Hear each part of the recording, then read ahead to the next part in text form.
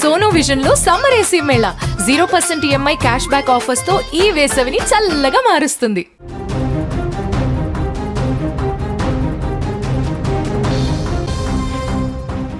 ప్రేమ ఈ రెండక్షరాల పదం ఎందరి జీవితాల్లో వెలుగులు నింపుతుందో ఏమో కానీ మరికొందరి పాలిట మృత్యుపాశంగా మాత్రం మారుతోంది. అల్లారు ముద్దుగా పెంచుకున్న బిడ్డలను కన్నవారికి కాకుండా చేస్తోంది. తాజాగా సికింద్రాబాద్ వేదికగా జరిగిన ఒక దారుణ హత్యోదంతం నగరాన్ని ఉలిక్కిపడేలా చేసింది. ప్రేమ వ్యవహారం చిలికి చిలికి గాలివానలా మారి చివరకు ఒక నిండు ప్రాణాన్ని బలి తీసుకుంది. కత్తుల వేటుకు ఒక యువకుడి భవిష్యత్తు ఛిద్రమైపోయింది. ఈ ఘటన సికింద్రాబాద్లోని చిలకలగూడ పోలీస్ స్టేషన్ పరిధిలో ఈ ఘోరం చోటు చేసుకుంది. అల్వాల్ ప్రాంతానికి చెందిన యావన్ అనే యువకుడు బీటెక్ చదువుతున్నాడు. అయితే సీతాఫల్ మండి ప్రాంతానికి చెందిన ఒక యువతితో అతడు గత కొంతకాలంగా ప్రేమలో ఉన్నాడు. తన కోసం యావన్ తరచుగా సీతాఫల్ మండి ప్రాంతానికి వస్తూ వెళ్తూ ఉండేవాడు. కానీ ఈ ప్రేమ వ్యవహారం ఆ అమ్మాయి తరపు బంధువులకు ఏమాత్రం నచ్చలేదు. తన మాట కాదని ప్రేమాయణం సాగిస్తున్నాడన్న కోపం వారిలో రగిలిపోయింది.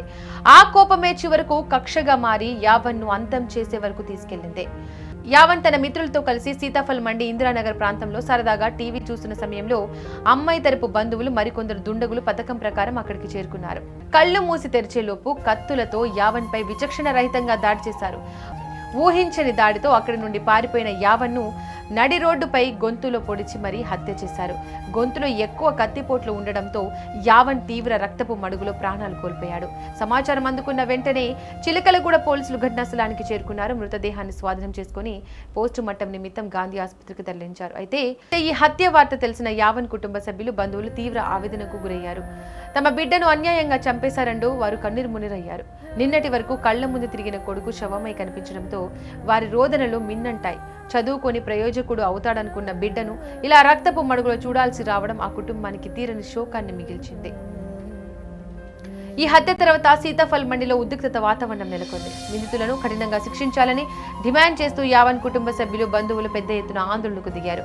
మృతదేహంతో కలిసి రహదారిపై బైఠాయించి నిరసన వ్యక్తం చేశారు. తమకు న్యాయం జరిగే వరకు కదిలేది లేదని భీష్మించుకుని కూర్చున్నారు. అంతటితో ఆగకుండా హత్యకు కారణమైన యువతి ఇంటి ముందు కూడా నిరసన చేపట్టారు. దీంతో ఆ ప్రాంతంలో పరిస్థితి ఒక్కసారిగా వేడెక్కింది.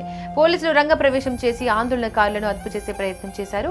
నిందితులను త్వరలోనే పట్టుకుంటామని, వారికి చట్టపరమైన కఠిన శిక్ష పడేలా చూస్తామని హామీ ఇవ్వడంతో పరిస్థితి కొంత శాంతించింది. ప్రస్తుతం పోలీసులు ఈ కేసును అన్ని కోణాల్లో దర్యాప్తు చేస్తున్నారు.